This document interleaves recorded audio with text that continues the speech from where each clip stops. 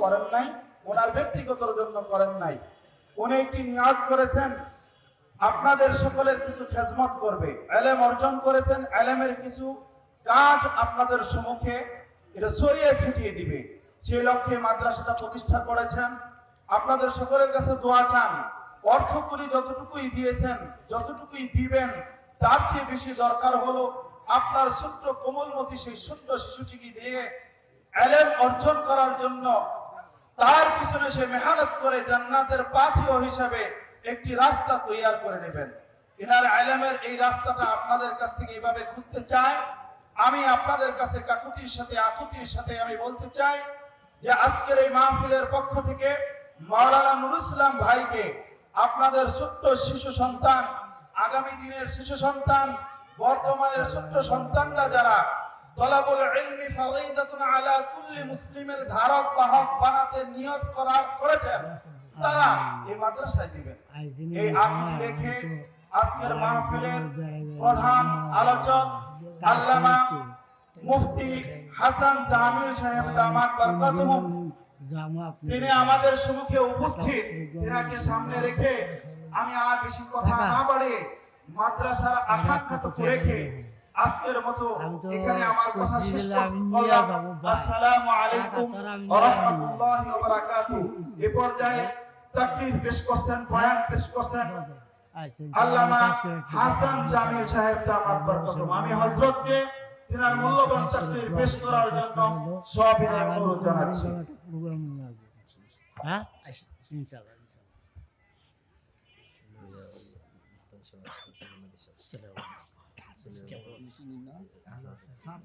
ফেব্রুয়ারি 18 তারিখে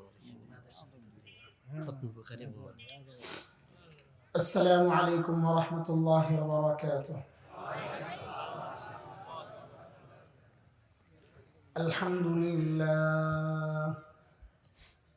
আলহামদুলিল্লাহি ওয়া কাফা ওয়া সালামুন আলা ইবাদিহিল্লাযীনা ইসতাফা। أما بعد فأعوذ بالله من الشيطان الرجيم. بسم الله الرحمن الرحيم.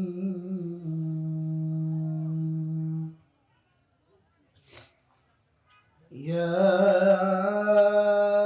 أيها الذين آمنوا اتقوا الله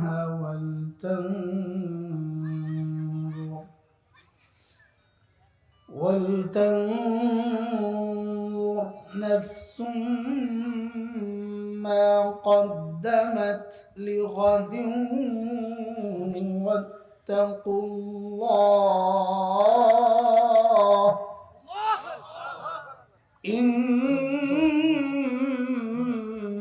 الله خبير بما تعملون.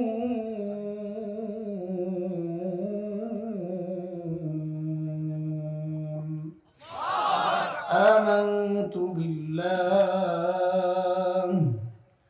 صدق الله العلي العظيم.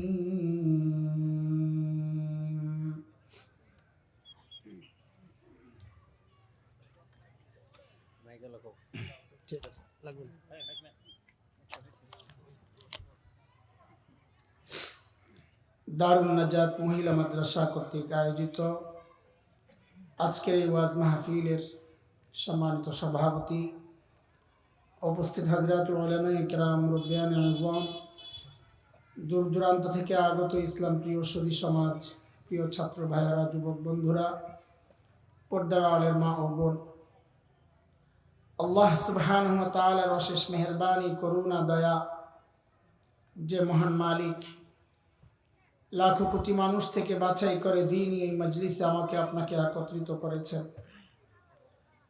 মালিক চেয়েছেন বলেই আমরা এখানে আসতে পেরেছি, বসেছি। মালিক দিনের বুঝ দিয়েছেন বলেই এখানে এসেছি।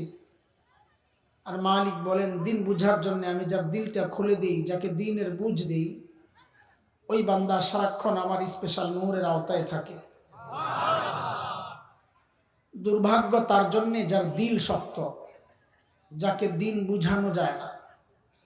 আলেমরা তাকে বুঝায় একটা, সে বুঝে আরেকটা। আলেমরা চায় বুঝাইতে, সে চায় খেলতে। আমরা বলি ভাই বুঝো, সে বলে আসো খেলা হবে। আর ভাই তো খেলার জিনিস না, এটা তো বুঝার জিনিস। বুঝার জিনিস দিয়ে খেলা যায় না, খেলার জিনিস দিয়ে খেলতে হয়, বুঝার জিনিস বুঝতে হয়। এই বোধ নাই যার, আল্লাহ যাকে এই বোধ দেন নাই, যার দিলটা শক্ত, বুঝতে চায় না, মালিক বলেন তারা স্পষ্ট গুমরাহিতে নিমজ্জিত। সূরা জুমার আয়াত নম্বর 22 রব্বে করিম বলেন, আফামান শারাহাল্লাহু সাদরাহু লিল ইসলাম ফাহুয়া আলা নূরিন মির রাব্বিহি ফাওয়াইলুল লিল কাসিয়াতি কুলুবুহুম মিন যিকরিল্লাহ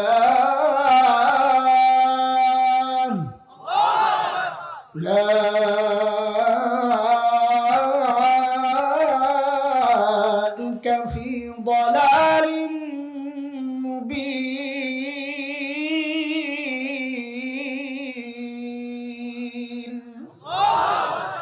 এই আয়াতের মধ্যে রব্বে কারীম এই কথাগুলো বলেছেন।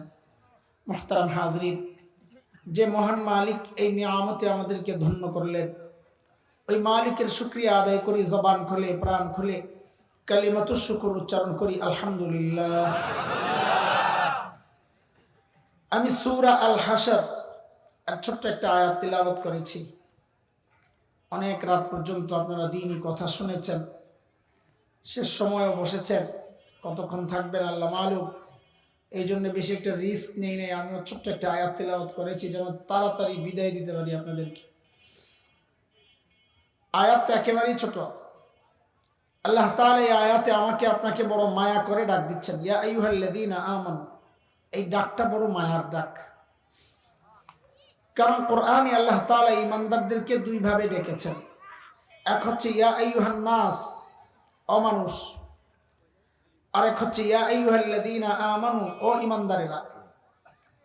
হযরত মুফতি শফি রহমাতুল্লাহি আলাইহি বলেন, এই দুই ডাকের মধ্যে অনেক পার্থক্য। বলে কি পার্থক্য? বলে আমরা আমাদের সন্তানদেরকে ডাকার ক্ষেত্রেও এই পার্থক্যগুলো করি। আমরা আমাদের সন্তানদেরকে দুই ভাবে ডাকি। কখনো নাম ধরে, এই কথার কথা, আব্দুল্লাহ, তখন সন্তান বুঝে যে বাবা হয়তো রেগে আছেন, ডাকের নমুনা ভালো না। কিন্তু বাবা যখন সন্তানের সাথে বাবার যে সম্পর্ক, ওই সম্পর্ক ধরে যখন ডাক দেন আব্বু, তখন সন্তান বুঝে যে বাবা আমাকে মায়া করে ডাক দিয়েছে। ঠিক আছে না? ঠিক আল্লাহ তাআলা যখন ডাকেন ইয়া আইয়ুহান নাস, ও মানুষ, তখন বুঝে নেওয়া যে আল্লাহ হয়তো রেগে আছে। কিন্তু আল্লাহর সাথে বান্দার যে সম্পর্ক, ঈমানের সম্পর্ক, ওই সম্পর্ক ধরে যখন ডাক দিয়ে বলেন ইয়া আইয়ুহাল্লাযীনা আমানু, ও ঈমানদারেরা, তখন বুঝে নেওয়া যে আল্লাহ তাআলা বড় মায়া করে ডাক দিয়েছে। আমি যে আয়াতে কারিমা তিলাওয়াত করেছি, এই আয়াতে আল্লাহ বড় মায়া করে ডাক দিয়ে কি বলছেন? মালিক বলেন, ইয়া আইয়ুহাল্লাযীনা আমানুত্তাকুল্লাহ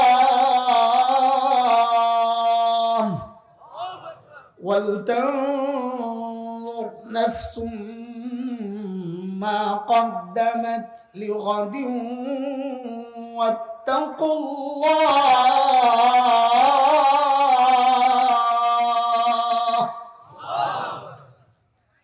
দুইটা হুকুম করেছেন আল্লাহ তাআলা। এক, ও ঈমানদারেরা আল্লাহকে ভয় করো। এই বিষয়ে আমি কথা বলবো না। দ্বিতীয় হুকুমটা নিয়ে কিছু কথা দোয়া করেন, আল্লাহ যেন এমন কিছু কথা বের করে দেন যেগুলো আমার নিজের জন্য, আপনাদের সবার জন্য উপকারী হয়। এই কথার জন্য আল্লাহ বের করে দেন। দ্বিতীয় হুকুম আল্লাহ দিচ্ছেন, ওয়াল তানজুর নাফসুম মা কদ্দামাত লিগাদ। প্রত্যেকটা মানুষের উচিত তার আখিরাত নিয়ে চিন্তা করা, যে আমার আখিরাতের পুঁজি কি, কামাই কি, সম্বল কি, মালিকের সামনে আমি কি পেশ করব। এটা প্রত্যেকের চিন্তা করা উচিত। এমন না যে খালি শ্রোতারা চিন্তা করবে, বক্তাবাদ, আমল সব শ্রোতার। মুসল্লিরা চিন্তা করবে ইমামবাদ, মুরিদরা চিন্তা করবে পীর সাহেব বাদ, ব্যাপারটা এমন না। আল্লাহ বলেন প্রত্যেকের চিন্তা করা উচিত যে মালিকের সামনে তো আমাকে দাঁড়াতে হবে, আমি মালিকের সামনে কি পেশ করব, আমার পুঁজি কি, আমার কামাই কি। বলে হ্যাঁ, ওই আখিরাতের ফিকির নিয়েই তো এই মজলিসে আসছি, তাই না? না জিলাপি আছে, খিচুড়ি তবারক নাই, হায়রে পোড়া কপাল। এইরকম ওয়াজে আপনারা কেন আসেন যেখানে ডেক ডেকচি লাড়ালাড়ি, লাল লাল ইয়া দিয়া ডেক বান্ধা রাখে, হ্যাঁ না যাইবেন, কিছু খাউন টাউন পাইবেন, নাচানাচিও দেখবেন ফ্রিতে। এইরকম মজলিসে কি জন্য আসেন আপনারা? আয় মালিক বলে আখিরাতের ফিকিরই তো আসছি, কিন্তু দোস্ত আমাদের আখিরাতের ফিকিরগুলো যথার্থ হচ্ছে কিনা, যেমনটা দরকার ঠিক তেমন হচ্ছে কিনা, এটা কিভাবে বুঝবো? তো আল্লাহ সুবহানাহু ওয়া তাআলা হযরতে সাহাবায়ে কেরাম রিদওয়ানুল্লাহি আলাইহিম আজমাইনদেরকে আমাদের মডেল বানাইছেন, নমুনা। আল্লাহ বলেন তোমরা তোমাদের ঈমানকে সাহাবীদের ঈমানের সাথে মিলায়া দেখো, যদি মিলে যায় তো তোমার ঈমান ঠিক আছে, আর যদি না মিলে তো ভেজাল আছে, ঠিক করে নাও। কার কথা বলেন? ঘুমায় গেছেন? কে কে ঘুমাইছেন একটু হাত তোলেন তো দেখি। আল্লাহু আকবার, মাশাআল্লাহ। হাত তুলে দেখাইছে ঘুমাই নাই। আপনি মনে করেন না যে উনি হাত তুলছে ঘুমাইছি শোনানোর জন্য, কেউ ঘুমান নাই না? মাশাআল্লাহ, মনোযোগ দিয়ে শোনেন। আল্লাহ বলছেন فَإِنْ آمَنُوا بِمِثْلِ مَا آمَنْتُمْ بِهِ فَقَدِ اهْتَدَوْا وَإِنْ تَوَلَّوْا فَإِنَّمَا هُمْ فِي شِقَاقٍ।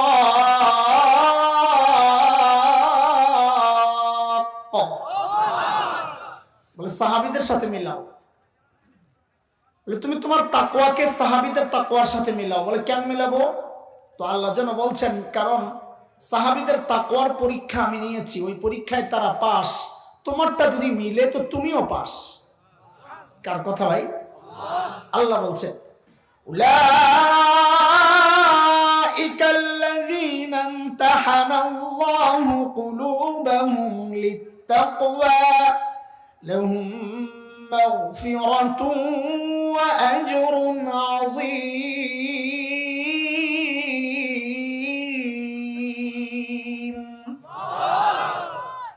সূরা তাওবার মধ্যে আল্লাহ তাআলা আরো ক্লিয়ার করে বলেছেন, একদম স্পষ্ট।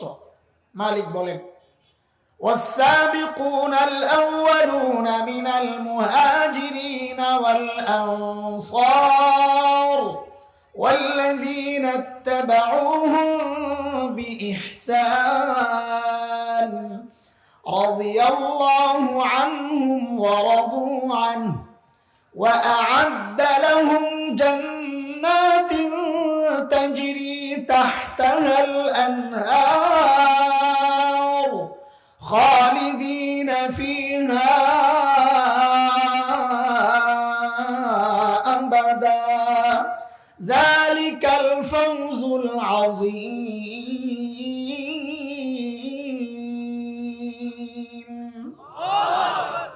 এই আয়াতের মধ্যে আল্লাহ বলছেন সাহাবীরা আমার উপর রাজি ছিল, আমিও তাদের উপর রাজি, তাদের জন্য আমি পুরস্কার হিসাবে জান্নাত তৈরি করে রাখছি। তো বলে আল্লাহ আমাদের কি হবে? তো আল্লাহ তাআলা এই আয়াতের মধ্যে ছোট্ট করে বলতেছেন ওয়াল্লাযীনা তাবাউহুম বিইহসান, যার ঈমান সাহাবীদের ঈমানের সাথে মিলে যাবে, যার আমল সাহাবীদের আমলের সাথে মিলে যাবে, আল্লাহ বলেন ও বান্দা তাইলে তোমার উপরেও আমি রাজি, তোমার জন্যও আমি জান্নাত তৈরি করে রাখছি। কাজেই দোস্ত আমাদের আমলকে কাদের সাথে মিলাইতে হবে বলেন? সাহাবীদের সাথে। একটা কথা মাথায় রাখেন, হুবহু সাহাবীদের মতো হবে না আমাদের আমল, হুবহু হবে না। হুবহু যদি হইতো তো আল্লাহ তাআলা আমাকে আপনাকে এই যুগে না পাঠাইয়া সাহাবী যুগেই পাঠাইতেন। ছোটবেলা আমরা একটা গান গাইতাম, আমি পুরা গজল শোনাবো না, এক লাইন বলবো আর কি, এরা যেন আবার দলিল না বানায় যে নিজে গজলের বিরুদ্ধে বলে। গজলের বিরুদ্ধে না, বয়ানে বৈশা বৈশা গজল বলা, আজান দেওয়া, আমি এগুলো পছন্দ না। মনে হয় যেন কেন যেন ইচ্ছা করে এই সময় পাস করতেছে, কিছু জরুরি কথা শোনা না, এটাই তো শেষ হয় না, তাড়াহুড়ো করে কথা শেষ করতে হয়। তো এটার জন্য আবার প্রমাণ না বানায় যে হ্যাঁ তো গজল গায়ে বসে বসে নিজেরটা বেলা সব ঠিকঠাক, অন্যটা দোষ। ছোটবেলায় আমরা গাইতাম, ছোটবেলায় তো এটা একটু নিচে করা যায় না ভাই, মানুষ আমার মাথা দেখেন। আচ্ছা আমি মাঝে মাঝে এরকম করবো, আপনি দেখে নিন। এটা কার, এটা কার, নিচু করো, নিচু করো। নিচু করলে উনি দেখবে, কিন্তু উনি দেখবে না, সমস্যা নাই। দূরের থেকে আর দেখুক, কাছের থেকে তো এরকম এরকম করলে দেখা যায়। তোমরা আবার চিল্লাও না যে এবার আমরা দেখি না, তোমাদের কাছে আসো। আয় মালিক, ছোটবেলায় গাইতাম, খেয়াল করে।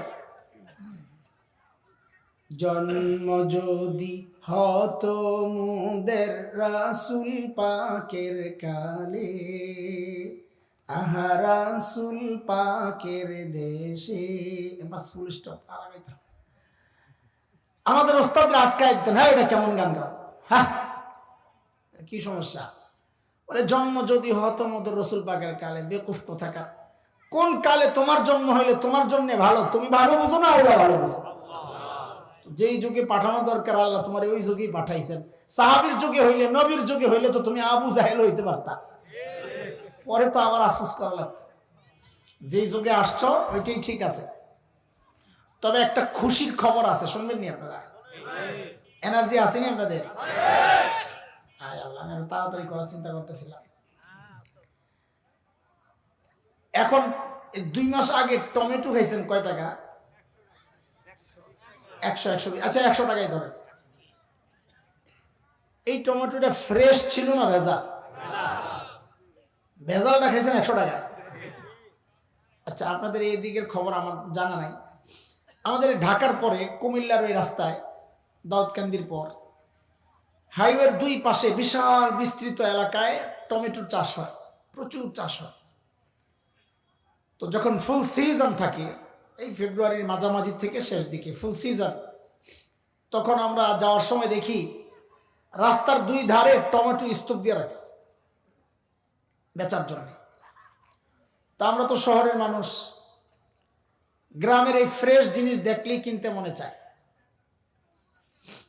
তো মাঝে মধ্যে গাড়ি থেকে নেমে জিজ্ঞেস করতাম, ও চাচা টমেটো কেজি কত? তো মাঝে মধ্যে উত্তর আসতো এমন, যত দেন তত। কেজি কত? এর মানি বুঝছেন নি? এর মানি হইল বিপদে আছি, নিয়ে কোন রকম আমারে বাঁচা, এর মানি হইল এটা। তো মাঝে মধ্যে স্তূপ ধরে বাসায় না, আবার ওই ভিতরে ভিতরে খসখস, জিতলাম না ঠকলাম, জিতলাম না ঠকলাম। আইনা মাইপা দেখি, হায় হায় 5 টাকা 4 টাকা 5 টাকা কেজি পড়ে, এত সস্তা। আচ্ছা বলেন তো ওই টমেটোটা ফ্রেশ না ভেজাল? হ্যাঁ, ফ্রেশটার কেজি 5 টাকা, ভেজালটা খাইছেন কত? হ্যাঁ আল্লাহ, উল্টো হয়ে গেল না? ফ্রেশটা খাওয়া দরকার ছিল, ভেজালটা খাওয়া দরকার ছিল, কিন্তু উল্টা হয়ে গেল। আচ্ছা এই উল্টার কারণটা কি বলেন? মাশাআল্লাহ, সিজন আর অফ সিজন, আনসিজন। সিজনের জিনিস ফ্রেশ হয়, বাড়তি দাম থাকে না, অরিজিনাল দাম থাকে, যেটা তার আসল দাম। কিন্তু অফ সিজনের জিনিস ভেজাল হয়, কিন্তু রেট থাকে। এইটাই হলো আমাদের জন্য বড় সুসংবাদ, খুশির কথা। একা একা যখন আল্লাহর সাথে মুনাজাতে কথা বলবেন না, ঠিক এই যুক্তি দিয়ে আল্লাহর ধরবেন শক্ত করে, আল্লাহ আমগরে তো ইবাদতের সিজন নবী যুগে পাঠাও নাই।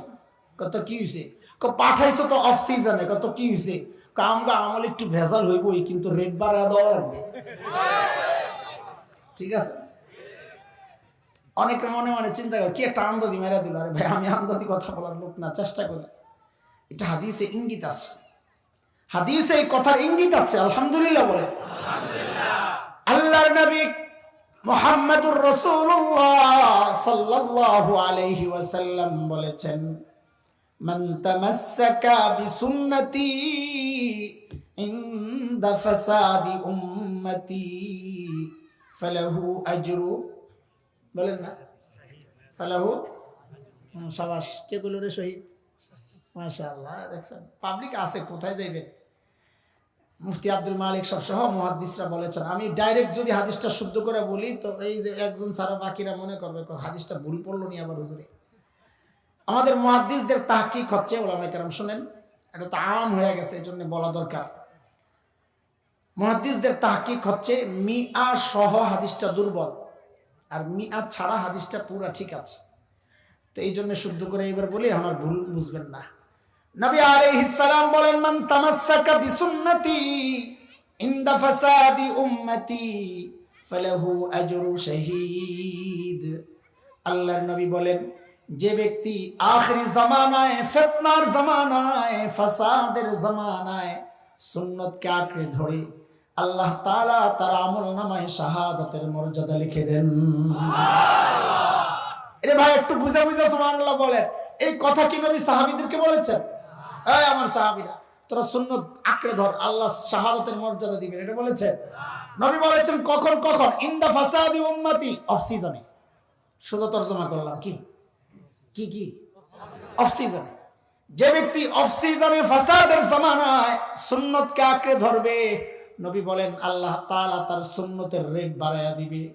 বলে রেট বাড়ায়া কি দিবে? বলে রেট বাড়ায়া সুন্নতের জায়গায় শাহাদাতের মর্যাদা দিয়ে দিবেন। তাহলে অফ সিজনে আমলের রেট বাড়ে, এটা হাদিস দ্বারা প্রমাণিত কিনা? আরে বলেন না। হ্যাঁ, আমি বয়ানে ঢুকি না, আমি ভূমিকা সাজাইতেছি। কি আমার বয়ানে ঢুকতে একটু দেরি লাগে, যারা পরিচিত তারা জানে আমি বহু দূর থেকে গুতাইতে গুতাইতে আয়ার পরে আসতে। এটা একটা উদাহরণ দিয়ে নি, বেশি যদি দেখি ঝামেলা হইতে পারে, বেশি লম্বা ঘুরতে হবে, তখন একটা উদাহরণ দিয়ে নি যে এক লোক মেহমান আসছে, মেহমান বাড়িতে। তো মেজবান বাড়িওয়ালা হোস্ট বাজারে যাবে, তো মেহমান বলে কি ভাই আমিও একটু বাজারটা দেখে আসি, চলেন। তো বাজারে গিয়া মেজবান বাড়িওয়ালা একবার চাল, একবার ডাল, একবার গোশত, সবজি, এক এক দোকানে এক এক আইটেম, নানান দোকানে ঘুরে। তো মেহমান বলে কি আরে ভাই বাজার করবেন, ভালো কথা, আপনি এত দোকানে ঘুরেন কেন? তো মেজবান বলে বাড়িওয়ালা, আরে ভাই এটা কেমন কথা, বাজার করতে হইলে নানান দোকানে যেতে হয়, এটা আপনার বিষয় না। আপনি বাজার দেখতে আসছেন, আমার পেছনে পেছনে থাকেন, হারাইয়া যায় না, তাইলে খাওয়া জুটবে না। আপনি চুপচাপ আমার পেছনে পেছনে চলতে থাকেন, আপনি দেখেন খাবারের টেবিলে খানাটা ঠিক আছে কিনা, আপনি দেখবেন ওইটা। তা আমিও আপনাদেরকে লম্বা সময় বাজারে লয়ে ঘুরবে, একবার ওদিকে একবার ওদিকে, একবার চাইল, একবার ডাল, একবার। আপনি মনে করেন না বেটা কই কই যায়, কোনো খোঁজখবর নাই। না না, আপনার কাজ হলো দেখবেন খানার টেবিলে যেটা বলতে চাইছি ওইটা ঠিক আছে কিনা, আয়াত যেটা পড়ছি ওইটার গোড়া শেষে খুঁজা পান কিনা, না আয়াত পড়ছি একটা, আপনাদের ওয়াজ করি আর একটা, এমন যেন না হয়, আল্লাহ মাফ করুক। এই জন্য শুরু থেকে মনোযোগ দিয়ে শুনতে শুনতে আগাইতে থাকবেন, শেষ ফিনিশিংয়ে যায় বুঝে আসবে যে কি আয়াত পড়ছিলাম, কি বলতে চাইছি। মাঝখানের সবগুলারে দিয়ে খিচুড়ি পাকাইয়া এরপরে লাস্টে দিয়ে দেবো ইনশাআল্লাহ, পটলা আল্লাহ যা করে, ঠিক আছে ইনশাআল্লাহ। এর আগে কেউ যাইতে গেছে জানকে আল্লাহ ভরসা যায়, ঘুমান গে যায় কাজে। সাহাবায়ে কেরামের সাথে আমাদের মৌলিক পার্থক্য কোন জায়গায়, এটা বুঝে না। একটা উদাহরণ শুনে রাখি। ছোটবেলায় আমরা খেলাধুলা করতাম, খুব খেলতাম, আমার তো আটকারাম, শহরের পোলাপান চঞ্চল আমরা। এই জন্য মাঝে মাঝে বলি এই যে তোরা করে হুমকি দেস আসো খেলা হবে, সত্যি কথা এমনও নামলাম গুলোকে খেললেও পারতি না,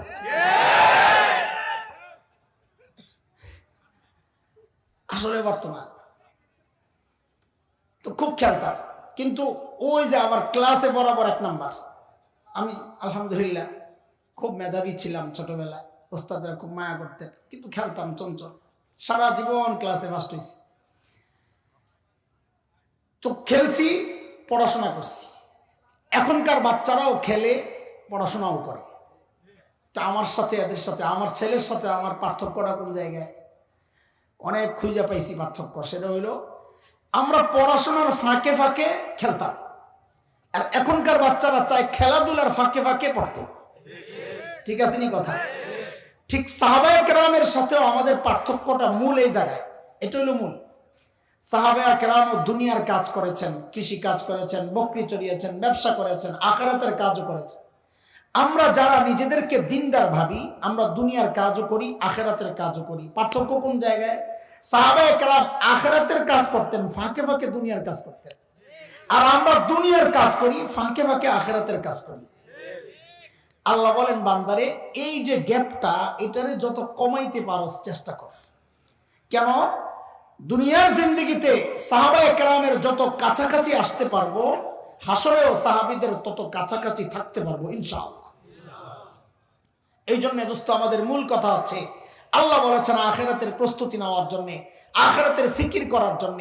চলেন একটু দেখে আসি হযরতে সাহাবায়ে কেরাম আখিরাতের ফিকির কিভাবে করেছেন, কিভাবে আখিরাতের ভয় তাদের কলিজায় আঘাত করেছে, দিল দিমাগে ঢুকেছে, এবং তারা কিভাবে আখিরাতের ফিকির করতেন। ওগুলা দেখলে আমরাও তাদের মতো করে আমাদের আখিরাতের প্রস্তুতিটা নেওয়ার জন্য একটা ইচ্ছা আমাদের জাগবে, চেষ্টা আসবে, আমরা সামনের দিকে আগাবো, দূরত্ব কমানোর চেষ্টা করব ইনশাআল্লাহ। এই হলো যুগসূত্র। চলেন সাহাবীদের আখিরাতের প্রস্তুতি একটু দেখে আসি কেমন ছিল।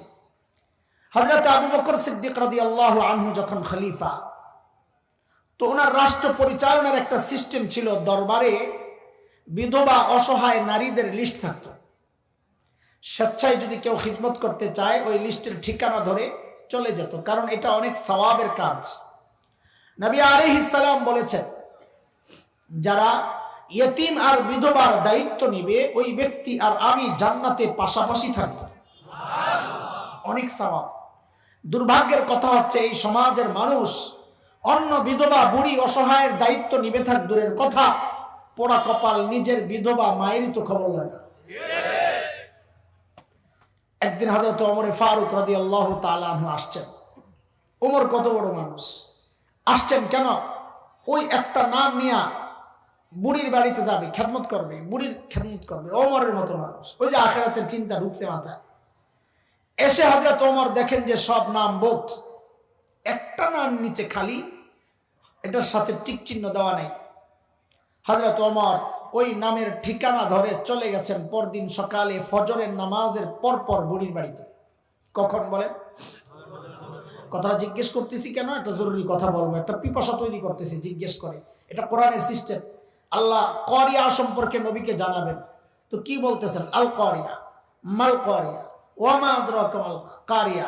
কারিয়া কি? কারিয়া চিনেন আপনি? তো এত কথার কি দরকার? ডাইরেক্ট বললেই তো হয় কারিয়া কারে কয়। এটা হলো আকর্ষণ, মনোযোগ আকর্ষণ, দৃষ্টি আকর্ষণ। এই জন্য বলতেছি হযরত ওমর কখন গেছেন বুড়ির বাড়িতে? কারণ সাহাবায়ে কেরাম দিনের কাজ শুরু করতেন ফজরের পরপর। কারণ নবী আলাইহিস সালাম যারা সকালে কাজ করেন তাদের জন্য বরকতের দোয়া করেছেন। শেখ ইবনুল কাইয়িম রাহমাতুল্লাহি আলাইহি জাদুল মাআদে আসছে, তিনি লিখেছেন, কেউ যদি সকালে ঘুমায়, আরে তার ঘর থেকে জিন্দেগিতে অভাব দূর হবে না। এবার লেপ মুড়ো দিয়ে ঘুমান, খাতা গরম করেন, অসুবিধা নাই ইনশাআল্লাহ। পরদিন সকাল সাইয়েদনা ওমর ইবনুল খাত্তাব রাদিয়াল্লাহু আনহু বুড়ির দরজা নক করে বলে, মারে আমি ওমর ইবনুল খাত্তাব আপনার ঘরের কাজগুলো করার জন্য আসছি। আহা, বুড়ি ভেতর থেকে জবাব দেন, বাবারে প্রতিদিন যেই আল্লাহর বান্দা আমার ঘরের কাজগুলো করেন তিনি ইতিমধ্যেই কাজ করে চলে গেছেন। ফজরের পরে দেয় কাম নাই, তাহলে কাম হয়েছে কখন? ফজর আগে। হযরত ওমর চিন্তা করলেন, তাইলে আমাকে আরো আগে আসা লাগবে। ওই চিন্তায় সাইয়েদনা ওমর ইবনুল খাত্তাব পরদিন ফজরের আজানের ওয়াক্তে বুড়ির দরজা নক করে বলে, মারে আমি ওমর ইবনুল খাত্তাব আসছি আপনার ঘরের কাজগুলো করার জন্য। আজকেও বুড়ি জবাব দিচ্ছেন, বাবারে প্রতিদিন যে আল্লাহর বান্দা আমার ঘরের কাজগুলো করেন তিনি ইতিমধ্যেই কাজ করে চলে গেছেন। কখন বলে? আজানের আগে।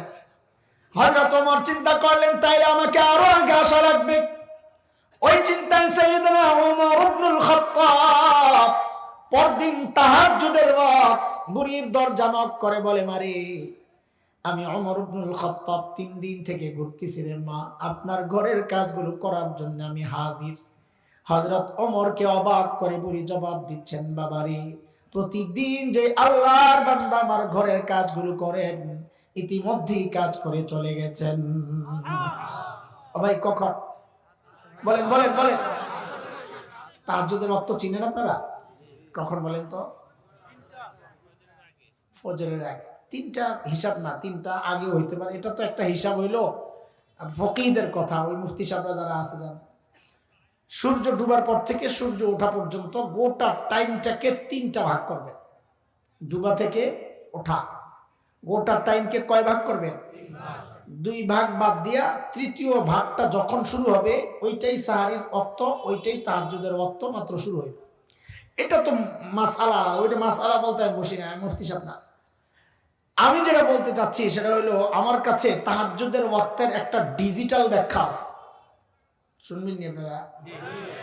এই যুগের পোলাপাইন ফেসবুক আর ইউটিউব বন্ধ করে যখন ঘুমাইতে যায় ওইটা হলো তাহাজ্জুদের ওয়াক্ত।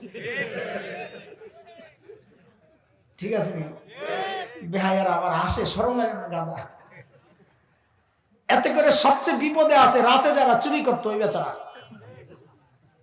বড় বিপদ।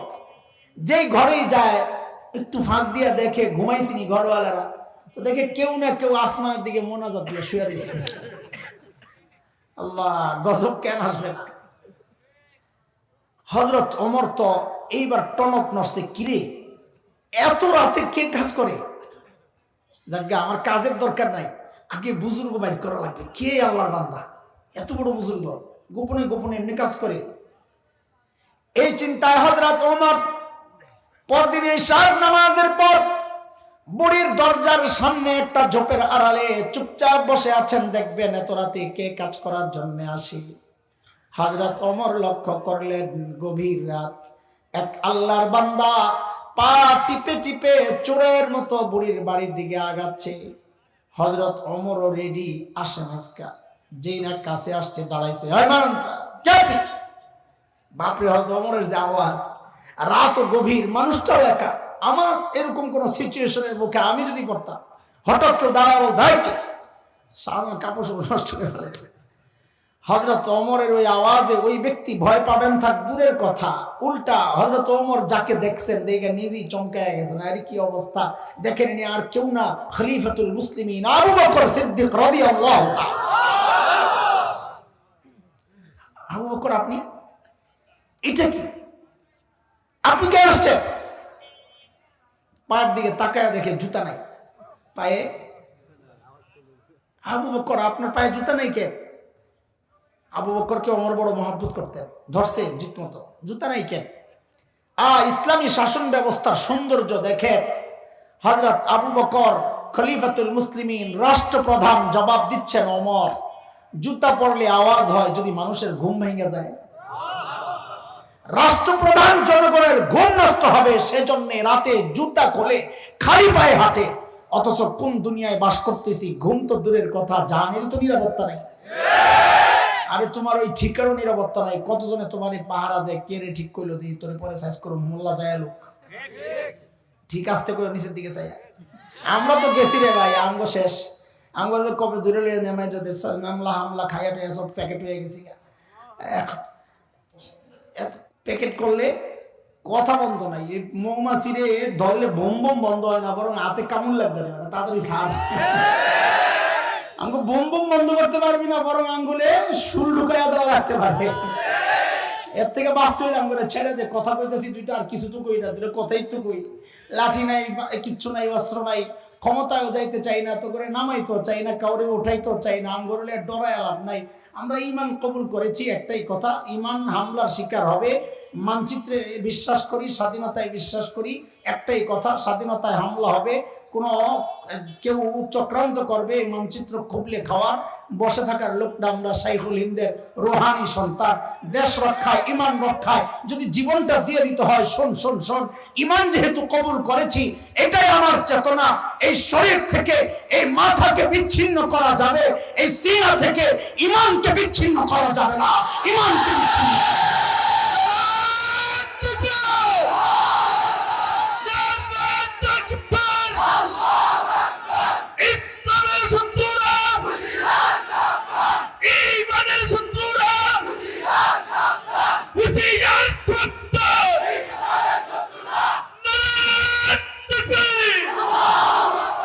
এইবার হযরত ওমর ধরছেন শক্ত করে, আবু বকর আপনি আসছেন কেন? বলেন কেন আসছেন আপনি? সারাদিন প্রশাসনিক কাজে ব্যস্ত থাকেন, রাতে একটু আসবেন, ঘুমাবেন, আপনি আসছেন কাজ করার জন্য কেন রে ভাই? আমরা নাই? আমরা কি মরে গেছি? এই কাজগুলো আমাদেরকে দেওয়া যেত না? সাইয়েদনা আবু বকর কি জবাব দিলেন দোস্ত, ওই জবাবটাই আমার বয়ান, এতটুকুই কথা। তবে জবাবটা আমি এখনই দিচ্ছি না, আবু বকরের জবাবটা এখনই আপনাদেরকে শোনাচ্ছি না। কেন? কারণ জবাবটার ওজনটা কত এটা বুঝতে হলে আগে আবু বকরের ওজন বোঝা লাগবে। কারণ ব্যক্তির ওজনের উপর কথার ওজন ওঠানামা করে। একটা উদাহরণ বুঝেন, রাস্তায় এক ভিক্ষুক ভিক্ষা করে করে খায়, আপনাকে দেখেই বলে এদিকে কালকে একটু দেখা করে খুশি করে দেবো তোমারে। তা আপনি মনে মনে হাসবেন, নিজে ভিক্ষা করে খায় আবার আমারে বলে খুশি করবে। কিন্তু একই কথা যদি এলাকার এমপি সাহেব আপনাকে বলেন এই কালকে একটু দেখা করে তোমারে খুশি করে দিব, তখনও মনে মনে হাসবেন না আশাবাদী হবে? কেন? কথা তো একটাই, ওই যে ব্যক্তির ওজন বেড়ে গেছে তো কথারও ওজন বেড়ে গেছে। বুঝে আসছেনি কথা? হযরত আবু বকর কি জবাব দিলেন মনে রাখেন। ওই বুড়ির বাড়ির সামনের থেকে আপনার করে আবার আরেক জায়গায় নিয়ে যাইতেছে। ওই যে বাজার, এক এক জায়গায় যাইতে আমার করার কিছু নাই, বাজারে ঘুরতেছি। আবু বকরের মর্যাদা কত চলেন একটু শুনে আসি। একদিন আম্মা জান আয়েশা রাদিয়াল্লাহু তাআলা আনহা মদিনার স্বচ্ছ পরিষ্কার আকাশের দিকে তাকিয়ে তাকিয়ে দেখেন লক্ষ লক্ষ নক্ষত্র দেখা যায়। আম্মা জানের মনে কৌতূহল, নবীকে যায় জিজ্ঞেস করেন, ইয়া রাসূলুল্লাহ, ওই যে লক্ষ লক্ষ নক্ষত্র দেখা যায়, ওগো আল্লাহর হাবিব, আপনার উম্মতের মধ্যে এমন কেউ কি আছেন যার আমলের পরিমাণ ওই নক্ষত্রের চেয়েও বেশি? আল্লাহর হাবিব বলেন, আয়েশা আছে একজন। কয়জন? আরে বলেন না, কয়জন? কয়জন? আম্মা জান তো মনে মনে খুশি, কয় জানি তো একজন কে, আমার আব্বাই তো, আবু বকরই তো হইব। বলে জানলে আবার জিজ্ঞেস করছো কেন? বলে এটা দুনিয়ার সব মেয়েদের স্বভাব, দুনিয়ার সব মেয়েরাই চায় স্বামীর মুখ দিয়ে একটু বাবার বাড়ির প্রশংসা শুনতে। একদিন খালি বদনাম করবেন, দেখবেন এক সপ্তাহ তরকারি মজা হয় না। খুব খুশি লাগতেছে না?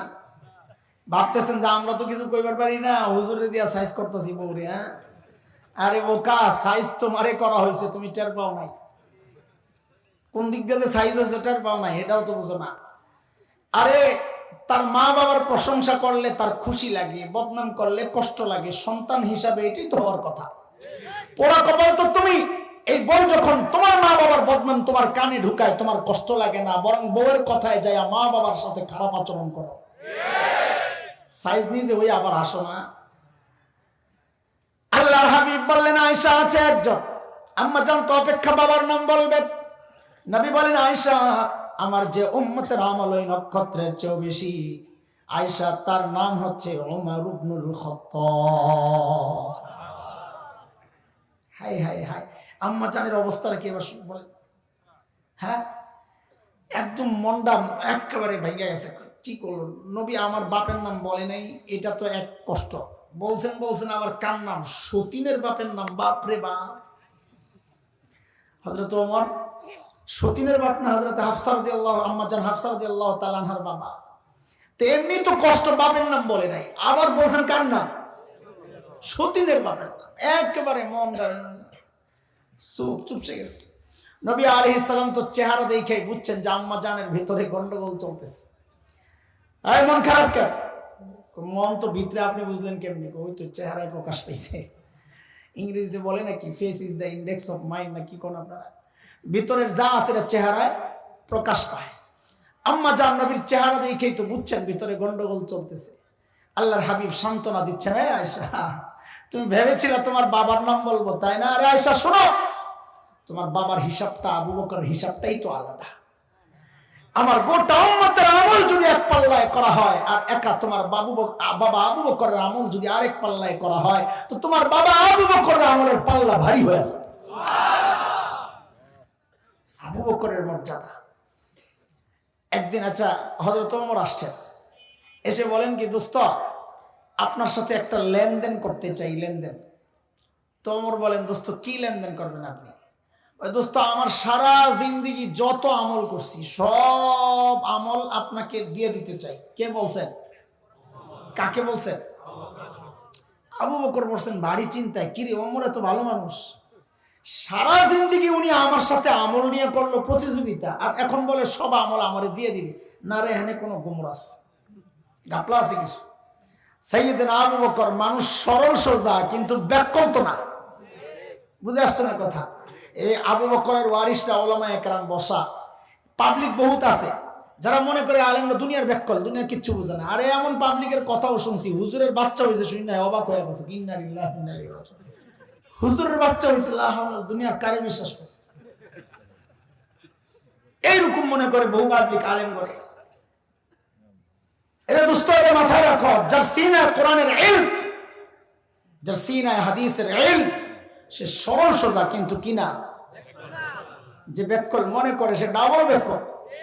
আমরা চুপচাপ থাকি বলে মনে করি না দুনিয়ার কিচ্ছু বুঝি না, সব বুঝি কিন্তু বলি না। ঠিক আছে, যতক্ষণ পর্যন্ত দিন আক্রান্ত না হয় আমরা লড়াচড়া দিই না। আর দিন আক্রান্ত হইলে তখন আর লড়াচড়া কারে কয় তুমি দেখতে পাও, তোমার মতো লড়াচড়া না, আমরা জীবন দেওয়ার জন্য প্রস্তুত হয়ে যাই। আলেম কি হয় না? আলেম কি হয় না? ব্যাককল বুঝেন না আপনারা? এদের কি কয় হুজুর, এদের কি বলে? ব্যাককলই বলে, তো বুঝেন না কেন? আচ্ছা, একটা বোধহয় এটা বেশি খারাপ শোনা যায়, এটা শ্রুতি কটু, আমি জানি বোধহয় এটা। আমাদের একজন বড় মুফাসসির ছিলেন আল্লামা মুস্তাফা আল হুসাইনি রহমতুল্লাহ আলাইহি, একেবারে সাদাসিধা মানুষ। মুফতি দেলোয়ার শাহ হুজুর এই গল্প শোনাইছেন, কাজী রিওয়ায়াত একদম মুত্তাসিল, কোনো ভেজাল নাই। হযরত মাহফিল শেষে রেস্টুরেন্টে, হাইওয়ের পাশে রেস্টুরেন্টে বসছেন খাইতে। তো খাওয়া দাওয়া শেষে চেটে চুটে খাচ্ছেন সুন্নত তরিকায়। একটা হাড্ডি ছিল, বসে বসে হাড্ডিটা চাবাইতেছে। পাশের টেবিলে এক ভদ্রলোক বসে বসে চা খায়। কি খায়? দুনিয়ায় এমন বহু মানুষ আছে, দাড়িওয়ালা টুপিওয়ালা দেখলে চুলকানি শুরু হয়, আসেনি? আচ্ছা, ওই বেটাও ওই ক্যাটাগরির। যেই দেখছে হুজুর বসে বসে হাড্ডি খায়, চিন্তা করছে এই সুযোগটা হাতছাড়া করা যায় না। চার কাপটা হাতে নিয়ে হুজুরের টেবিলের সামনে দাঁড়ায়, এক্সকিউজ মি। হুজুর বলে ইয়েস বলেন। বলে একটা কথা জিজ্ঞেস করতে চাই। বলে বলেন না। বলে আচ্ছা হুজুর, আপনাদের এলাকায় কুকুরে কি খায়? ওই যে হুজুর যে হাড্ডি চাবাইতেছে না, হুজুরে খোঁচা মারছে আর কি। হুজুরে কি বানাই দিছে? নওয়াজুবিল্লাহ, কুকুর বানাই দিছে। হুজুর আপনার এলাকায় কুকুরে কি খায়? মনে করছে কি হুজুর এই কথা জিজ্ঞেস করলে হুজুর নাকের পানি চোখের পানি ফালাইয়া কানতে কানতে মনে বেউচে যাবে। তাই এত বুঝে নাই যে ভীমরুলের বাসায় হাত দিছে। যেই না জিজ্ঞেস করছে হুজুর আপনার এলাকায় কুকুরে কি খায়, হুজুর হাড্ডিটা চাওয়ায় এর দিকে তাকায় না, আর দিকে চায় আমার এলাকায় কুকুরে চা খায়।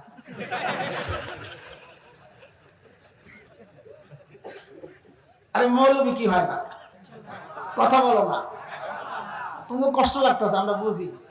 আমরা কই বলবো, একটাই জায়গা, আর জানা নাই তো আমাকে কথা তো তোরা শুনোস না। ওই মসজিদে মিম্বর থেকে বলি আর মাহফিলে বলি, আর বলুম কই ক। এই জন্য যা আছে কলিজার দুঃখ কষ্ট সব এনে যাইরা যাইগা, যা ওই বই আল্লাহ ভরসা। কাসেম নানতুবি রহমতুল্লাহ আলাইহি আমাদের মুরব্বী, বড় মুরব্বী, দারুল দেওবন্দের অন্যতম প্রতিষ্ঠাতা, ইংরেজ বিরোধী আন্দোলনের অন্যতম সিপাহসালার, যার অঙ্গুলির ইশারায় গোটা ভারতের মুসলমান তো বটেই, স্বাধীনতাকামী হিন্দুরাও উঠে বসে। হযরত দারুল দেওবন্দের পাশে একটা ছোট্ট মসজিদ লাগোয়া, ছাত্তা মসজিদ বলে, ওই মসজিদে হযরত থাকেন। সাদাসিধা মানুষ। ইংরেজরা টের পায় আর চারদিক থেকে ঘেরাও করছে, ধরবে হযরতরে। হযরত ভিতরে একটা গেঞ্জি গায়ে দেওয়া, লুঙ্গি পরা, মসজিদ ঝাড়ু দেয়। ইংরেজরা ঢুকছে ভিতরে, হযরতরে ধরবে। দুইকা দেহে এক বেটা গেঞ্জি গায়ে দেওয়া, লুঙ্গি পরা, মসজিদ ঝাড়ু দেয়। ওই সময় তত্ত্বমত ফেসবুক আছে না, যে কাসেম নানতুবির ছবি খালি ঘুরে। এরা তো চিনে না, কাসেম নানতুবি চিনে না। তো যে যা ঢুকে দেহে লুঙ্গি পরা, গেঞ্জি পরা, এরা মনে করছে এটা তো কাসেম নানতুবি। এরা মনে করছে এত বড় নেতা, পেটটা তো দেওয়ান বাকি হুজুরের মতো। এরা এরকম কিছু একটা মনে করছে আর কি। তো এখন যা কাসেম নানতুবি কি জিজ্ঞেস করতেছে, কাসেম নানতুবি কার? কাসেম নানতুবি কই? কাসেম নানতুবি পড়ছেন ভালো মুসিবতে। যদি বলেন নাই হুঁ, তাহলে গ্রেফতার করে। আর যদি বলেন মুঝে পাতা নেই, আমি জানি না, তো মিথ্যা হয়। আল্লাহ তাআলা কাসেম নানতুবিকে উপস্থিত জবাব দেওয়ার একটা যোগ্যতা দিয়েছেন অনন্য, বেনজির, বেমিসাল, প্রত্যুৎপন্ন মতিত্ব যাকে বলে। আজীব জবাব দিতেন। এক হিন্দু, তার সাথে মুনাজারা হবে, বহস হবে, একসাথে বসছেন খাইতে। তো হিন্দু তো অনেক খাইছে, পণ্ডিত। কাসেম নানতুবি অল্প খাইছেন। হাদিসের কথা, আল মুমিন ইয়াকুলু ফি মিআন ওয়াহিদ, মুমিনরা এক হাতে অল্প খায়, কাফেররা ফি সাবাতি, অনেক খায়। তো তো ওই বেটা অনেকটি খাইছে, দেখে কাসিম নানুতুবি অল্প খাইছে, এমন মনে চিন্তা করলো বিতর্কে বসার আগে হুজুরে মানসিকভাবে একটু পর্যদস্ত করি, একটা আঘাত করি। বলে মৌলী সাহেব, খানাই তো আপনি আমার সাথে হাইরা গেলে, মোনাজারায় কেমনি জিতবেন, বহসে কেমনি জিতবেন? কাসিম নানুতুবি উপস্থিত জবাব দেওয়ার ক্ষেত্রে বেমিসাল, তার তুলনা নাই। যে না বলছে এই কথা, হ্যাঁ মোনাজারায় হারবেন, খানাই তো হেরে গেছেন মিয়া, মোনাজারায় কেমনি জিতবেন, বহসে তর্ক যুদ্ধে কেমনি জিতবেন? কাসিম নানুতুবি আসতে পারে, ভাই খানা নিয়ে যদি প্রতিযোগিতা করতে হয় তো আমার সাথে না যায়, মহিষের সাথে করা যায়। বড় আজীব এক মাথা দিছিলেন আল্লাহ তাআলা। আরো অনেক জবাব আছে, আমার সময় নেই, বইবে তো করে শোনাইতাম সারা রাত, যদি একদিন পাক্কা টাইম আছে সারা রাত শুনুন তো বইবে এগুলো শোনাইতাম। যেই না কাসিম নানুতুবি জিজ্ঞেস করছে, আই কাসিম নানুতুবি কাহায়? পড়ছেন না বিপদে? কি বুদ্ধি মাথায়! আলেম কি হয় না, ওই হেডলাইনে আলোচনা চলতেছে, ব্যাককল হয় না, আলেম ব্যাককল হয় না, এই দোকানে এখন সদাই করতেছি, বুঝ। তো কাসিম নানুতুবি করছেন কি, যেখানে দাঁড়াইয়া ছিলেন ওখান থেকে একটু সরছেন, আগের জায়গাটা খালি হয়েছে না, এখন একটু এদিকে আইসা এমন একটা ভাব লইছেন যে কথাটা বুঝতে একটু দেরি হয়েছে। হ্যাঁ কে আবার? ও আচ্ছা কাসিম নানুতুবি, ও আচ্ছা ও তো আমি হাতে, ও তো একটু আগে এখানে ছিল। কথা তো মিশা না, একটু আগে তো এখানেই ছিল, এখন গেছে। ইংরেজরা মনে করছে একটু আগে এখানে ছিল, এখন বুঝি পালায় গেছে। আল্লাহ, আবু বকর মানুষ কি না? আবু বকরের একটা শুনবা, আবু বকর যে ব্যাককল না, শুনবা নি একটা? আরে হাতে টাইম আছে নি তো, বলে বাজারই তো সময় খাইবেন আপনি, দেখা যায় বাজার করার, বাজারের মধ্যে তো রস আছে, খামাখা কথা না।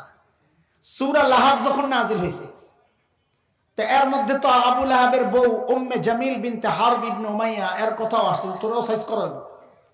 বেডি তো শুই না খেপে গেছে, এমনি করকুরে বেডি আছে, রাস্তায় যখন হাঁটতো লাফাইয়া লুফাইয়া, তো মুফাসসিররা লেখেন দেখলে মনে হইতো দূর থেকে এটা বেড়া না বেডি বোঝা যাইতো না, শাহবাগের স্লোগান করেন না আর কি। উম্মে জামিল পাথর লইছে, নবীরে মারবে, হারামের মধ্যে ঢুকছে, নবী আলাইহিস সালাম তিলাওয়াত করতেছেন বসে বসে, পাশে বসে সাইয়েদনা আবু বকর পাহারাদারি করতেছেন। আরে আবু বকর পাহারা দিয়েও যে কত মার খাইছে বেটা।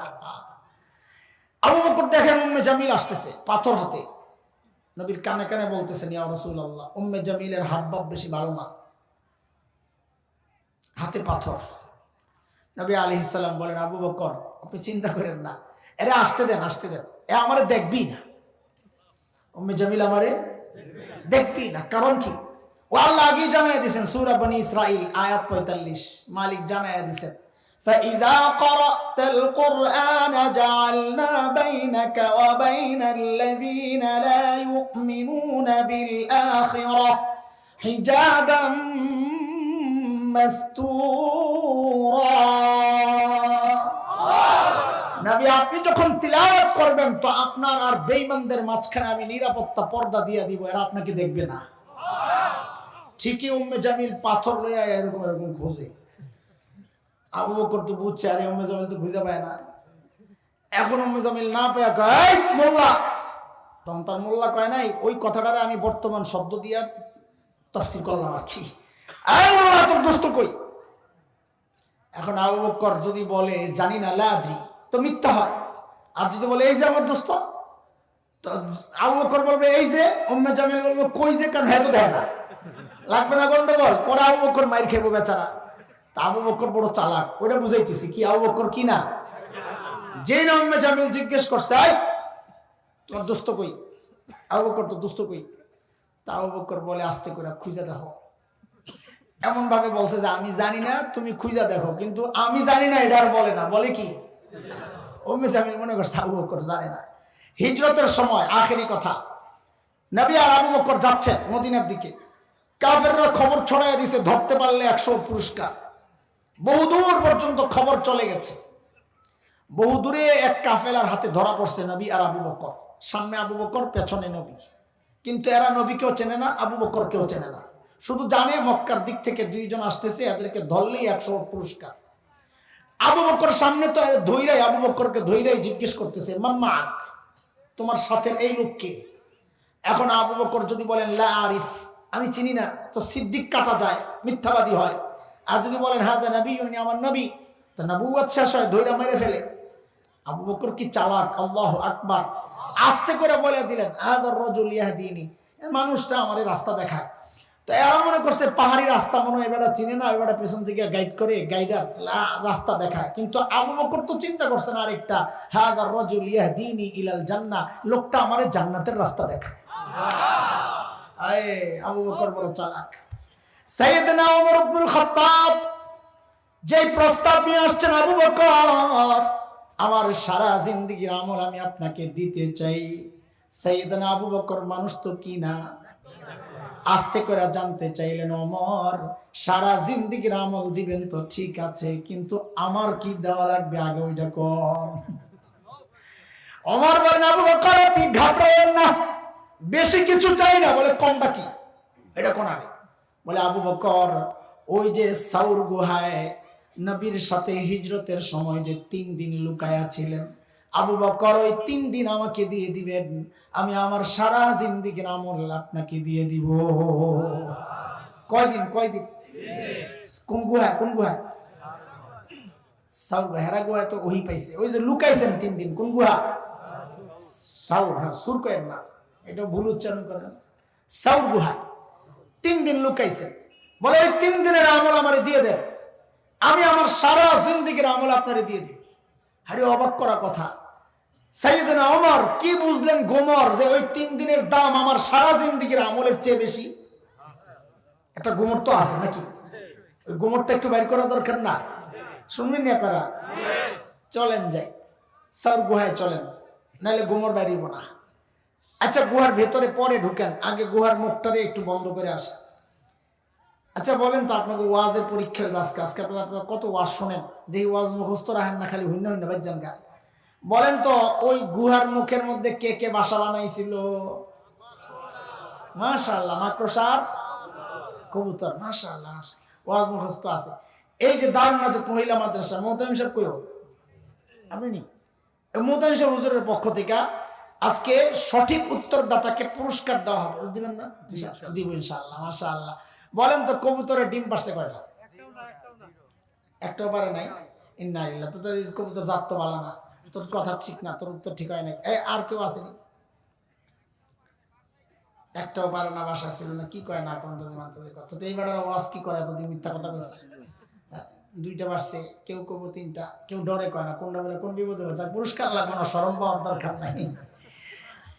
কোন আশিক রাসূল বয়া বয়া ভাবতাছে ওহাবি মৌলবীরা কোত্থেকে আইছে, নবীর সাথে সংশ্লিষ্ট একটা গল্প নিয়ে হায় দেখি তামাশা করতেছে। হারে দোস্ত, আমি তামাশাই করতেছি। কেন জানো? কারণ মুহাদ্দিসরা বলেছেন কবুতরের গল্পটা পুরাই জাল, বানোয়াট, মিথ্যা কথা, গল্পই নাই, অথচ আমরা বৈশা বৈশা ডিম গন্যা শেষ। দেখছেন নি কারবার? এটা আপনাকে দোষ না, দোষ আমাদের। এই মিথ্যা গল্প শোনায় আপনাদের টাইম আমরা নষ্ট করি। কি করবো আর, একটা কিছু বইলে তো সময়টা কাটাইতে হবে। আল্লাহ আমাকেও মাফ করেন, সবাইকে মাফ করেন, বলেন আমিন। মিথ্যা গল্প বলবো না, শুনবো না। হ্যাঁ, মাকড়সার জালের গল্পটাও কেউ কেউ বলেছেন এটাও মিথ্যা, তবে অনেক মুহাদ্দিস বলেছেন না এটা মিথ্যা না, তবে দাঈফ, দুর্বল। ঘটনা বর্ণনার ক্ষেত্রে, কারো মর্যাদা বর্ণনার ক্ষেত্রে দুর্বল বর্ণনাও আনা যায়। এই জন্য বলতেছি আমি, শুধু শোনেন, আমাকে একটু জবাব দেন, গুহার ভেতরে কে? নবী আলাইহিস সালাম আর এরা কি আল্লাহর দুশমন? হায় আল্লাহ। আচ্ছা বলেন তো আমাকে, আল্লাহ যদি চাইতেন, এই যুবকরা খুব মনোযোগ দিয়ে কথাটা শোনো, সূক্ষ্ম কথা। ভাই গল্প তো তুমি বই দেখেও পড়তে পারো, তাই না? তা আমার কাছ থেকে, আলেমের মুখ থেকে গল্প কেন শুনবা? এখন তো গল্পের বিরুদ্ধে রিট হয়েছে, কোর্টে রিট করছে একবার, যে ওয়াজ নসিহতে কোরআন হাদিসের কি লাগবে? রেফারেন্স লাগবে। গত 3 দিন আগে আমি ছিলাম কক্সবাজার মাহফিলে, কাদের কল্যাণ আমারে ফোন দিছে 19 তারিখ, হ্যাঁ 19 তারিখ এই মাসে। আজকে কয় তারিখ? 25। তো 3 দিন তো না, 5-6 দিন হয়ে গেছে। 19 তারিখ আমারে ফোন দিছে। এর আগেও একদিন ফোন দিয়ে খুব বিরক্ত করছে। ওই আমরা বলে খালি উস্কানিমূলক বক্তব্য দিই। আমি বলি উস্কানি কারে কয় আমি চিনি না, আপনি আগে আমার কোন উস্কানি কোনটারে কয়? কোন আকামের প্রতিবাদ করার নাম যদি উস্কানি হয়, তো আকামটারে কি করবেন আগে এটা কোন কথা কয় না, এগুলো আর প্রচার করে না, কাইটা কুইটা বাদ দিয়ে দিছে। তো আমারে জিজ্ঞেস করছে, এই যে এক লোক রিড করছে, এক অ্যাডভোকেট, কোরআন হাদিসের রেফারেন্স ছাড়া বক্তব্য দেওয়া যাবে না, এই ব্যাপারে আপনার কি মতামত? তা আমি বলেছি এটা তো ভালো কথা, যদি ইসলামের পক্ষের লোক এটা রিড করে থাকে এটা ভালো, কোরআন হাদিসের রেফারেন্স থাকলে ভালো। আর যদি বিপক্ষের লোক এই রিড করে থাকে তাহলে কথা সত্য মতলব খারাপ। বিষয়টা না, এটা করছে, এটা কোর্ট ফয়সালা দিবে কি করবে না করবে। যদি রেফারেন্স সহ আমাদের সব কথা বলতে বলে আমরা বলবো, সমস্যা নাই তো। কিন্তু আমার প্রশ্ন হচ্ছে, কোরআন হাদিসের রেফারেন্স দিয়া যখন কথাগুলো আমরা বলবো, এটা সরকার মানবে তো নাকি? না তখন আবার ঘুরে যাব। আর শোনেন না, হাবিল কাবিলের গল্প শুনছেন আপনারা? কোরআনে আসছে, ওয়াতলু আলাইহিম নাবা আবনাই আদম বিল হক ইয ক্বাররাবা কুরবানা فتقبل من أحدهما ولم يتقبل من الآخر قال لأقتلنك قال إنما يتقبل الله من المتقين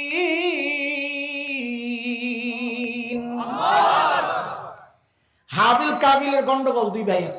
আল্লাহ বলছেন নবীকে, আপনি গল্পটা আপনার উম্মতরে শোনান।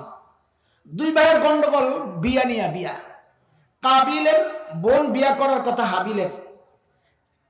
কাবিল দেখছে আমার বোন আকলিমা সুন্দর, হাবিলের বোনটা সুন্দরী না, আমি কেন ওরটা বিয়া করুন, আমি আমারটারই বিয়া করুন। তা হাবিল বলে, তুই শরীয়ত মানবি না? কই শরীয়ত তুই কি জানোস বেটা, আমার চেয়ে বেশি জানোস। কই তাহলে কোরবানি দে, যার কোরবানি কবুল হইব বুঝবো, হ্যাঁ ঠিক আছে। তো হাবিল একটা জন্তু নিয়ে আসছে, কাবিলে কিছু পচা তরি তরকারি নিয়ে আসছে, এটাই পাওয়া যায়। কোরবানি হাবিলেরটা কবুল হয়েছে। আচ্ছা হ্যাঁ, তো শরীয়ত মানবো কইয়াই কোরবানি দিছিল কাবিলে, তাই না? যেই দেখছে আর কোরবানি কবুল হয় নাই, এখন কি কয়, লা আক্তুলান্নাক, তোর ঘাড় মটকায় দেবো। কি কয়? লা আক্তুলান্নাক মানে তোরে মাইরালাম আর কি, আমি তাফসীর করলাম আর কি। এটা মাইরা লওয়ার একটা তরিকা, ঘাড় মটকায় দেওয়া, একটা বললাম আর কি, তোরে মাইরা ফেলবো। ঠিক আমাদের অবস্থা হয়েছে তাই। কোরআন হাদিস মানবো কতক্ষণ পর্যন্ত? যতক্ষণ আমার বিপক্ষে না যায়। ওই যে কাবিলের বিপক্ষে কোরবানির শরীয়ত গেছে, এখনকার আমি এই শরীয়তের লাগে নাই, আমি তোর ঘাড় মটকায়া দেবো। এই সমাজের মুসলমানদের হালত হয়েছে এটা। আলেমরা দ্বীনের কথা শোনাবে, বলে মানতে রাজি আছি হুজুর, বলেন বলেন। কতক্ষণ? রাজনীতির আলাপ করবেন না। আমি কি রাজনীতির আলাপ করবো না? আমি তো রাজনীতি করি না, তা আমার আলাপ রাজনীতির কেন হবে? বহুত চিন্তা করে বাইর করছি, ওরে রাজনীতির আলাপ এতক্ষণে বুঝে আসছে। এটা হইলো আমার পাশে বসে রয়েছে যেই লোক, হুজুর না, এক লোক বসে রয়েছে ঘুষ খায়, ঘুষের বিরুদ্ধে ওয়াজ হয়েছে। হয়তো আমারও কইতাছে এই হুজুর তো ভালো না, কই রাজনীতির আলাপ করা যাবে না, মাইক সরান হুজুর, রাজনীতি আলাপ করা যাবে না। আরেকজনে সুদ খা, সুদের বিরুদ্ধে হুজুর বলছে, এখন হয়তো বলতে পারে না সুদের বিরুদ্ধে বলবেন না, এই রাজনীতির আলাপ করা যাবে না। তখন আমি বুঝছি যেই কথা নিজের বিরুদ্ধে যায় ওইটাই রাজনীতির আলাপ। ক্বালা লা আক্তুলান্নাক, কাবিল কি বলে? লা আক্তুলান্নাক, এখন আর শরীয়ত মানি না, আমি মাইরা ফেলবো। তা আমিও কাদের কল্লোল ওই কথাই বলছি যে আমরা রেফারেন্স দিয়ে কথা বলতে রাজি আছি। চুরি করলে হাত কাটতে হবে, দুর্নীতি করলে কাটতে হবে, ডাকাতি করলে আড়াআড়ি কাটতে হবে, সন্ত্রাসীদেরকে আড়াআড়ি কাটতে হবে। মানবো তো নাকি না, শেষে আবার আমগুপড়ে দিয়ে এটি চাপাই দিব, আল্লাহ জানে। আর কথা নাই, আল্লাহ জানে প্রচার করছে নি, আল্লাহ জানে। দোস্ত চলে, এই মাকড়সার জালের ব্যাপারটা ওই যে রেফারেন্সের কথায় আসলো, এটা দিয়ে নবীকে আর আবু বকরকে আল্লাহ নিরাপত্তা দিছেন। কেন?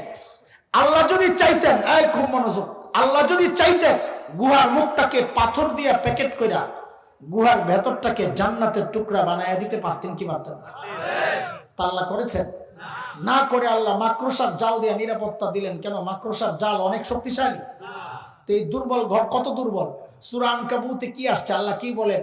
وَإِنَّ أَهْوَنَ الْبُيُوتِ لَبَيْتُ الْعَنكَبُوتِ, জগতের সবচাইতে দুর্বল ঘরের নাম হচ্ছে মাকড়সার ঘর। ওই ঘর দিয়ে আল্লাহ আবু বকরকে, নবীকে নিরাপত্তা কেন দিলেন? আল্লাহ জগৎবাসীকে দেখায়া দিচ্ছেন, এরে আমার বান্দারা দেখো দেখো, আমি যদি আমার দ্বীনকে বাঁচাতে চাই তো আমার পারমাণবিক অস্ত্র লাগে না, ট্যাঙ্ক কামান লাগে না, যুদ্ধ বিমান লাগে না, ওই যে লাখো সৈন্য লাগে না। আমি আমার দ্বীনকে বাঁচাতে চাইলে মাকড়সার জাল দিয়েই বাঁচাইয়া দিতে পারি। দরকার হচ্ছে আবু বকরের ঈমান। কি দরকার? আবু বকরের ঈমান। ঈমান যার আছে সে দুনিয়ার শক্তিকে ভয় পায় না। কথা বলেন ঠিক কিনা? শেখ ওমর মুখতার, লিবিয়ার বিপ্লবী, শতাব্দীর শ্রেষ্ঠ বিপ্লবী শেখ ওমর মুখতার রাহিমাহুল্লাহ, দখলদাররা সিদ্ধান্ত নিয়েছে বম্বিং করে গোটা এলাকা শেষ করে দিবে। শেখের কাছে একজন এসে বলতেছে, হযরত এলাকায় থাকা যাবে না। বলে কেন? বলে আমাদের কাছে তো বিমান বিধ্বংসী অস্ত্র নাই, আমরা কিভাবে মোকাবেলা করব? শেখ ওমর মুখতার ইমান দীপ্ত এক আজীব জবাব দিয়েছেন পাল্টা প্রশ্ন করে। তিনি জানতে চাইলেন, আচ্ছা ওদের বোমারু বিমানগুলা কি অনেক শক্তিশালী? তো বলে হ্যাঁ অনেক শক্তিশালী। বলে কত শক্তিশালী বলো তো? ওই বিমানগুলা আরশের উপরে দিয়া যায় না আরশের নিচে দিয়া যায়? আরে আল্লাহ কি কোন আপনি এটা? কোথায় আরশ, কোথায় সাত আসমান, কোথায় মহাশূন্য? বিমানগুলা এর কত নিচে দিয়া যায় শেখ? ছুরো তাইলে ডরায় আলাপ কি? আরে আল্লাহু আকবার, তাইলে ভয় পায় আলাপ কি? আমাকে রক্ষা করবেন যে আরশের রব, তার যদি কিচ্ছু না হয় আমার কোনো ভয় নাই। হ্যাঁ যদি আরশের উপর দিয়া যেত তাইলে আমার ভয় লাগতো যে আমার রবের উপর যদি বম পড়ে তো আমারে বাঁচাবেন কি? এরে দোস্ত যুবক খেয়াল করো, মনোযোগ দাও। তিনি মূলত সূরা আত-তাওবার শেষ আয়াতের তরজমা শোনাইছেন, যে আয়াতের মাধ্যমে মালিক প্রিয় হাবিব সাল্লাল্লাহু আলাইহি ওয়াসাল্লামকে সান্ত্বনা দিয়েছেন এই বলে, ফাইন তাওয়াল্লাউ ফাকুল হাসবিয়াল্লাহ লা ইলাহা ইল্লাহু আলাইহি তাওয়াক্কালত ওয়া হুয়া রাব্বুল আরশিল আযীম।